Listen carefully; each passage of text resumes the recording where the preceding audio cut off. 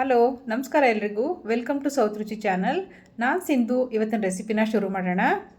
ಇವತ್ತು ನೋಡಿರ್ಬೋದು ನೀವು, ನಾನು ತೋರಿಸ್ತಿರೋದು ರವೆ ಉಂಡೆ. ಎಲ್ರಿಗೂ ಬರುತ್ತೆ, ಬಟ್ ಕೆಲವೊಂದು ಸಣ್ಣ ಸಣ್ಣ ಟಿಪ್ಸ್ನ ನಾವು ಫಾಲೋ ಮಾಡಿದ್ರೆ ತುಂಬ ದಿನ ಬಾಳಿಕೆ ಬರುತ್ತೆ, ಹಾಗೆ ತುಂಬ ಟೇಸ್ಟಿಯಾಗಿ ಕೂಡ ಇರುತ್ತೆ. ತುಂಬನೇ ಸಣ್ಣ ಸಣ್ಣ ಟಿಪ್ಸು, ನಮಗೆ ಗೊತ್ತೇ ಇರಲ್ಲ ಇದನ್ನೆಲ್ಲ ಮಾಡಬೇಕು ಅಂತ. ಫುಲ್ ನೋಡಿ ವಿಡಿಯೋನ, ನಿಮಗೆ ಅರ್ಥ ಆಗುತ್ತೆ. ಶುರು ಮಾಡೋಣ. ಇವಾಗ ನಾನು ಇದಕ್ಕೆ ಉಪ್ಪಿಟ್ಟು ರವೆ ಅಂತ ಏನು ಹೇಳ್ತೀವಿ, ಬಾಂಬೆ ರವೆ, ಅದನ್ನು ತೊಗೊಂಡಿದ್ದೀನಿ. ನಾನು 3 ಕಪ್ಪಷ್ಟು ತೊಗೊಂಡಿದ್ದೀನಿ. ನಿಮ್ಗೆ ಇಲ್ಲಿ ನಾನು ವಿಡಿಯೋದಲ್ಲಿ 1 ಕಪ್ ಮಾತ್ರ ತೋರಿಸ್ತಿರೋದು. ಮತ್ತು ಇದಕ್ಕೆ ಸಕ್ಕರೆ 3 ಕಪ್ ರವೆಗೆ 4.25 ಕಪ್ಪಷ್ಟು ನಾನು ಸಕ್ಕರೆ ತೊಗೊಂಡಿದ್ದೀನಿ. ಮತ್ತು ಕೊಬ್ಬರಿ ತುರಿ ತೊಗೊಂಡಿದ್ದೀನಿ 3/4 ಕಪ್ಪಷ್ಟು, ಸಿಪ್ಪೆ ಎಲ್ಲ ತೆಗೆದು ತುರಿದಿಟ್ಕೊಂಡಿರೋವಂಥದ್ದು. ಮತ್ತು ಇದಕ್ಕೆ ಲವಂಗ ಕೂಡ ಹಾಕ್ಕೊಳ್ತಾ ಇದ್ದೀನಿ. ಲವಂಗ ಕೂಡ ಹಾಕ್ಕೊಂಡ್ರೆ ಆರೋಮ ತುಂಬಾ ಚೆನ್ನಾಗಿರುತ್ತೆ.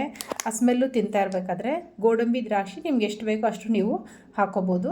ಮತ್ತು ಏಲಕ್ಕಿ.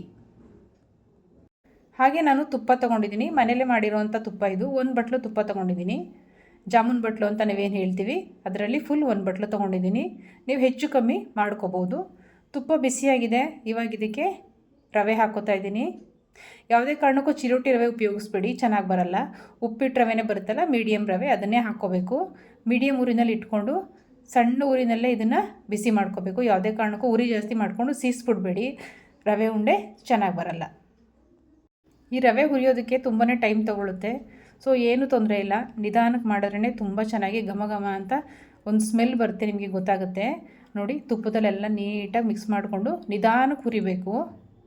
ಇದಕ್ಕೆ ಲವಂಗ ಹಾಕೋತಾ ಇದ್ದೀನಿ. ಲವಂಗ ಹಾಕ್ಕೊಂಡ್ರೆ ಆ ಸ್ಮೆಲ್ ಒಂಥರ ತುಂಬಾ ಚೆನ್ನಾಗಿ ಬರುತ್ತೆ. ನೀವು ಒಂದ್ಸಲಿ ಟ್ರೈ ಮಾಡಿ ನೋಡಿ. ಮತ್ತು ಗೋಡಂಬಿ ಹಾಕೋತಾ ಇದ್ದೀನಿ. ದ್ರಾಕ್ಷಿ, ಇದನ್ನೆಲ್ಲ ತುಪ್ಪದಲ್ಲಿ ಹುರಿದು ಹಾಕ್ಕೊಳ್ಳೋ ಅವಶ್ಯಕತೆ ಏನಿಲ್ಲ. ನೀವು ರವೆ ಜೊತೆಗೆ ಹಾಕ್ಕೊಂಡು ನೋಡಿ ಒಂದು ಸಲ, ತುಂಬಾ ಚೆನ್ನಾಗಿರುತ್ತೆ. ಸಪ್ರೇಟಾಗಿ ತುಪ್ಪದಲ್ಲಿ ಹುರಿದಿಟ್ಕೋಬೇಕು ಮತ್ತು ಲಾಸ್ಟಲ್ಲಿ ಮಿಕ್ಸ್ ಮಾಡಬೇಕು, ಆ ಥರ ಎಲ್ಲ ಏನಿಲ್ಲ. ಈ ಥರ ಒಂದ್ಸಲಿ ಫಾಲೋ ಮಾಡಿ ನೋಡಿ.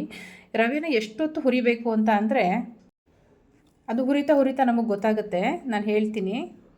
ಇವಾಗ ರವೆ ಬಿಸಿ ಆಗೋಷ್ಟರೊಳಗಡೆ ಸಕ್ಕರೆ ತೊಗೊಂಡಿದ್ವಲ್ಲ ನಾವು, 3 ಕಪ್ಪು ರವೆಗೆ 4.25 ಕಪ್ನಷ್ಟು ಸಕ್ಕರೆ, ಅದನ್ನು ಸ್ವಲ್ಪ ಏಲಕ್ಕಿ, ನಿಮ್ಗೆ ಎಷ್ಟು ಬೇಕಷ್ಟು ಏಲಕ್ಕಿ ಹಾಕ್ಕೊಂಡು ಪುಡಿ ಮಾಡ್ಕೊಂಬರೋಣ. ನೋಡಿ, ಇವಾಗ ನಾನು ಹುರಿದು ತುಂಬ ಹೊತ್ತು ಹುರಿದಿದ್ದೀನಿ. ಇವಾಗ ನೋಡಿ, ಗೋಡಂಬಿ ಕಲರು ಚೇಂಜ್ ಆಗಿದೆ ಮತ್ತು ದ್ರಾಕ್ಷಿ ಕೂಡ ದಪ್ಪ ಆಗಿದೆ ನೋಡಿ.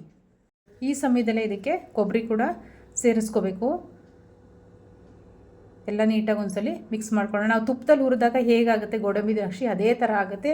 ಅದು ಹೊಂಬಣ್ಣ ಬರೋವರೆಗೆ, ಗೋಡಂಬಿ ಕಲರ್ ಬರೋವರೆಗೆ ಮತ್ತು ದ್ರಾಕ್ಷಿ ಎಲ್ಲ ರವೆನಲ್ಲೇ ಫ್ರೈ ಆಗಿ ದಪ್ಪ ಆಗೋವರೆಗೂ ಕೂಡ ನಾವು ರವೆನ ಹುರಿಬೇಕು.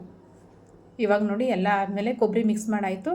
ಇವಾಗ ತಕ್ಷಣವೇ ನಾನು ಸಕ್ಕರೆ ಪುಡಿನ ಹಾಕ್ಕೊಳ್ತಾ ಇದ್ದೀನಿ. ನಿಮ್ಗೆ ಕಮ್ಮಿ ಬೇಕು ಅಂದರೆ ನೀವು 4 ಕಪ್ ಕೂಡ ಬೇಕಾದರೆ ಹಾಕೋಬೋದು. ಇವಾಗ ಎಲ್ಲ ರೆಡಿ ಆಯಿತು.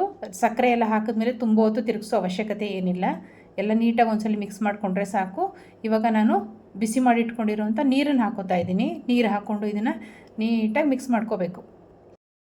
ಯಾವುದೇ ಕಾರಣಕ್ಕೂ ಹಾಲು ಹಾಕ್ಕೊಂಡು ಮಾಡೋಕ್ಕೆ ಹೋಗಬೇಡಿ. ಹಾಲು ಹಾಕ್ಕೊಂಡು ಮಾಡಿದ್ರೆ ಹೆಚ್ಚಿಗೆ ದಿನ ಬಾಳಿಕೆ ಬರಲ್ಲ, ಮುಗ್ಗಲು ವಾಸನೆ ಬಂದುಬಿಡುತ್ತೆ. ಮತ್ತು ಕೊಬ್ಬರಿನೇ ಹಾಕ್ಕೋಬೇಕು. ತೆಂಗಿನಕಾಯಿ ಹಾಕ್ಕೊಂಡ್ರೂ ಕೂಡ ಹೆಚ್ಚಿಗೆ ದಿನ ರವೆ ಉಂಡೆ ಬಾಳಿಕೆ ಬರಲ್ಲ. ಕೊಬ್ಬರಿ ಹಾಕ್ಕೊಂಡೆ, ಒಣ ಕೊಬ್ಬರಿ ಹಾಕ್ಕೊಂಡೆ ರವೆ ಉಂಡೆ ಮಾಡಬೇಕು. ಈ ರೀತಿ ನೀವು ಒಂದು ಸಲ ಮಾಡಿ ನೋಡಿ, ತುಂಬಾ ಚೆನ್ನಾಗಿರುತ್ತೆ. ತೆಳುವಾದರೆ ಯಾವುದೇ ಕಾರಣಕ್ಕೂ ಭಯಪಡೋ ಅವಶ್ಯಕತೆ ಇಲ್ಲ. ಸೈಡ್ಲಿ ಸ್ವಲ್ಪ ನಾವು ರವೆ ಹುರಿದಿರೋದಿರುತ್ತಲ್ಲ, ಅದನ್ನು ಹಾಕ್ಕೊಂಡು ಮಿಕ್ಸ್ ಮಾಡಿಕೊಂಡು ಕಲಿಸ್ಕೊಳ್ಳೋದು. ಬಿಸಿನೀರು ಹಾಕ್ಕೊಂಡೆ ನಾವು ಇದನ್ನು ಕಲಿಸ್ಬೇಕು. ಸ್ವಲ್ಪ ಬಿಸಿ ಇರುತ್ತೆ, ಏನು ಪರವಾಗಿಲ್ಲ, ತುಂಬಾ ಚೆನ್ನಾಗಿ ಬರುತ್ತೆ. Thanks for watching. ನಮ್ಮ ಚಾನಲ್ನ ಸಬ್ಸ್ಕ್ರೈಬ್ ಮಾಡ್ಕೊಳ್ಳಿ, ಲೈಕ್ ಮಾಡಿ, ಶೇರ್ ಮಾಡಿ.